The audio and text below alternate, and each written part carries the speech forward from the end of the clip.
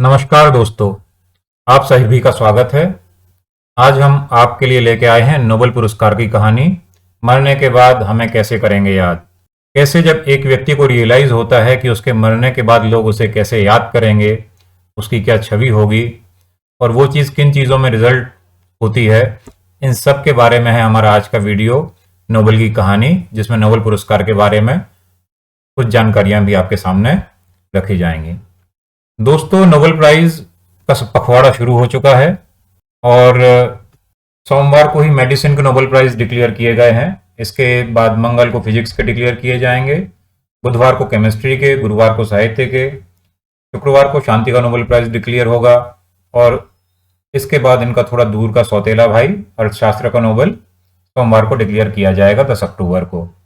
दोस्तों, जो मेडिसिन का नोबेल प्राइज होता है वो हमारे देश में दो लोगों को मिल चुका है, डॉक्टर हरगोविंद खुराना को, और दूसरे हमारे देश में रहते थे लेकिन हमारे देश के नागरिक नहीं थे, रोनाल्ड रॉस। अंग्रेजी में एक मलेरिया वाली कहानी है, ये वही रोनाल्ड रॉस हैं जिन्होंने मलेरिया के परजीवी की खोज की थी और 1902 में ही इन्हें पुरस्कार मिल गया था, जबकि 1901 से तो ये शुरू ही हुआ था। इसके बाद जो दूसरा क्षेत्र है जिसमें ये पुरस्कार दिए जाते हैं वो है फिजिक्स। फिजिक्स में हमारे यहाँ सीवी रमन को पुरस्कार मिला था और सुब्रमण्यम चंद्रशेखर जी को पुरस्कार मिला था। इसके बाद केमिस्ट्री का पुरस्कार हमारे यहाँ वेंकटरमन रामकृष्णन जी को मिला था और साहित्य का पुरस्कार सब लोग जानते होंगे, गुरुदेव रविंद्रनाथ टैगोर को गीतांजलि के लिए मिला था।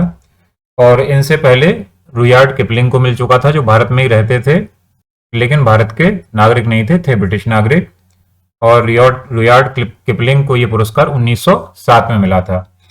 दोस्तों, आप लोगों में से कुछ लोग किपलिंग को द जंगल बुक के लिए जानते होंगे, मोगली, जंगल जंगल बात चली है पता चला है, वही वाला मोगली। लेकिन ये जो किपलिंग थे ये औपनिवेशिक मानसिकता वाले व्यक्ति थे और अगर आप इनकी द व्हाइट मैन बर्डन वाली थ्योरी पढ़ लेंगे तो हम जैसे जो देश हैं जिन्होंने औपनिवेशिकता के दंश को झेला है वो तो इनको शायद कभी माफ ना कर पाए ऐसी थ्योरी के लिए। व्हाइट मैन बर्डन की कविता भी है। और लिटरेचर के बाद शांति का पुरस्कार, हो सकता है आप लोगों के दिमाग में आए कि शांति का पुरस्कार तो जरूर महात्मा गांधी को मिला होगा। नहीं दोस्तों, महात्मा गांधी बहुत बार नॉमिनेट हुए लेकिन महात्मा गांधी को शांति का पुरस्कार नहीं मिला है। और अगर आप लोग कभी चाहेंगे कमेंट बॉक्स में बोलेंगे तो महात्मा गांधी को यह पुरस्कार क्यों नहीं मिल पाया, उसकी क्या कहानी है, उस पर हम एक सेपरेट वीडियो बना सकते हैं। हमारे देश में शांति का नोबेल पुरस्कार मदर टेरेसा को मिला था और उसके बाद मलाला यूसुफजई के साथ साथ कैलाश सत्यार्थी को मिल गया था।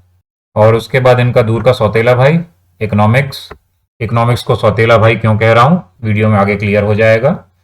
ये पुरस्कार हमारे देश से अमर्त्य सेन और अभिजीत बनर्जी दो लोगों को मिल चुका है।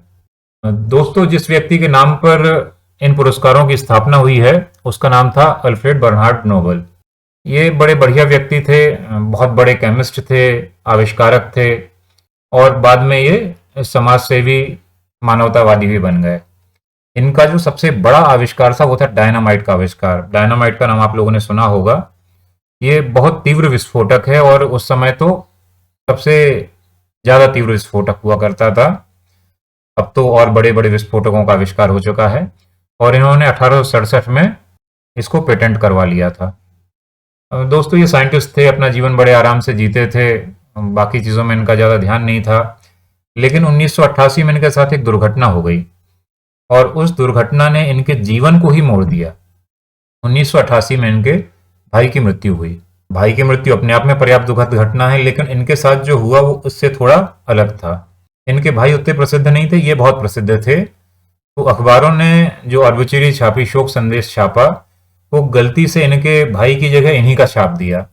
जो अर्बुचरी छापी उसका की हेडिंग थी the merchant of the death is dead, मतलब जो मौत का सौदागर है वो मर गया है। जब अल्फ्रेड नोबेल को ये रियलाइज हुआ कि मुझे पूरी दुनिया इस तरह से याद करने वाली है, मुझे मर्चेंट ऑफ डेथ के रूप में लोग याद करने वाले हैं, तो वो बहुत दुखी हो गए। और दोस्तों, जो मनोविज्ञान है उसमें एक ये बड़ा बढ़िया पैमाना माना जाता है कि अगर आप जीवन में कभी भटक जाएं, आपको लगे कि आप जो काम सही कर रहे हैं या गलत कर रहे हैं, आपके जीवन की दिशा क्या है, क्या आपको वही करना चाहिए, जहां समय दे रहे हैं वहीं देना चाहिए, तो इसके लिए पैमाना होता है कि आप एक सेकंड के लिए विजुलाइज कीजिए कि आपकी मृत्यु हो गई है, आप मृत्यु शैया पर हैं और आसपास के लोगों को देख रहे हैं और देख रहे हैं कि वो आपके बारे में क्या बोल रहे हैं, और आपको रियलाइज हो रहा है कि आपने अपना जीवन जो जिया वो कैसे जिया। ये जो मृत्यु का क्षण है, ये जो रियलाइजेशन लाता है, ये जीवन को बदल देता है। और ऐसे ही अल्फ्रेड नोबेल का जीवन बदल गया। जब उन्होंने पढ़ा कि लोग उन्हें द मर्चेंट ऑफ डेथ बुला रहे हैं, तो उन्होंने तय किया कि मैं कम से कम मर्चेंट ऑफ डेथ के रूप में तो याद नहीं किया जाऊंगा। और दोस्तों, जब कोई सच्चे मन से चीज ठान लेता है तो उस दिशा में प्रयास भी करता है, और नोबेल ने भी प्रयास किया। तो उन्होंने नोबेल पुरस्कारों की स्थापना की, और 5 नोबेल पुरस्कारों की उन्होंने स्थापना की। मेडिसिन, फिजिक्स, केमिस्ट्री, ये तो उनके क्षेत्र थे ही। इसके अलावा उन्होंने साहित्य में भी देने का तय किया, और साहित्य के अलावा उन्होंने शांति का क्षेत्र चुना। और शांति का क्षेत्र इसीलिए चुना क्योंकि उन्हें मर्चेंट ऑफ डेथ कहा जा रहा था। तो उन्होंने बोला कि मेरे नाम पर एक पुरस्कार होगा जो शांति में भी दिया जाएगा। और उन्होंने उसका क्राइटेरिया क्या रखा?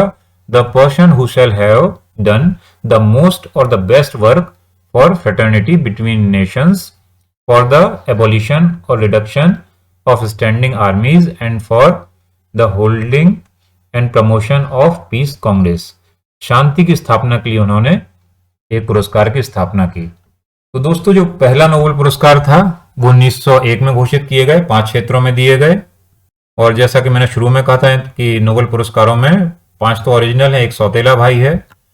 वो सौतेला भाई है इकोनॉमिक्स के नोबेल पुरस्कार, जो 1968 में क्रिएट किए गए, और ये स्वीडन के सेंट्रल बैंक द्वारा दिए जाते हैं।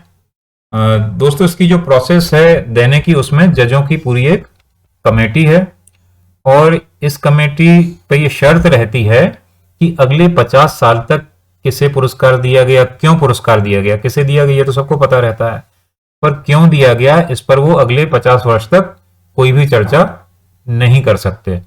और ये प्रावधान जरूरी भी था क्योंकि इसके बिना पुरस्कार विवादित हो जाता। इस प्रावधान के कारण पुरस्कार विवादों से बचा रहा। इसके बाद सवाल उठता है कि नोबेल पुरस्कार के लिए अप्लाई कैसे किया जा सकता है। तो आदमी खुद का नाम नहीं भेजता नोबेल के लिए। बहुत सारे यूनिवर्सिटी प्रोफेसर्स का पैनल है जो पुराने नोबेल पुरस्कार विजेता हैं। इस तरह के हजारों लोग हैं जो नाम भेज सकते हैं। इन लोगों का पैनल मिलके नाम भेजता है, और जो नाम भेजे जाते हैं उनको शॉर्टलिस्ट किया जाता है। फिर जो नोबेल प्राइज की कमेटी होती है, जजेज होते हैं, वो तय करते हैं कि किसे पुरस्कार दिया जाना है। और प्रायः ये पुरस्कार पोस्टथमसली नहीं दिया जाता, मतलब मरने के बाद नहीं दिया जाता। दोस्तों, इसमें से जो नोबेल का पीस प्राइज है वो नॉर्वे में दिया जाता है, और इसके अलावा बाकी जो 5 प्राइज हैं वो स्वीडन में दिए जाते हैं। और ऐसी ही अल्फ्रेड नोबेल की इच्छा थी। तो दोस्तों, ये था हमारा आज का वीडियो। ये नोबेल श्रृंखला का शुरुआती वीडियो है। इसमें हम इस साल के 2022 के सारे नोबेल पुरस्कार धीरे धीरे करके कवर करेंगे। आपको वीडियो कैसा लगा कमेंट करके ज़रूर बताएं, और अगर पसंद आया हो तो शेयर, लाइक और सब्सक्राइब ज़रूर करें। अंत तक साथ बने रहने के लिए आप सभी का बहुत बहुत धन्यवाद। Thank you.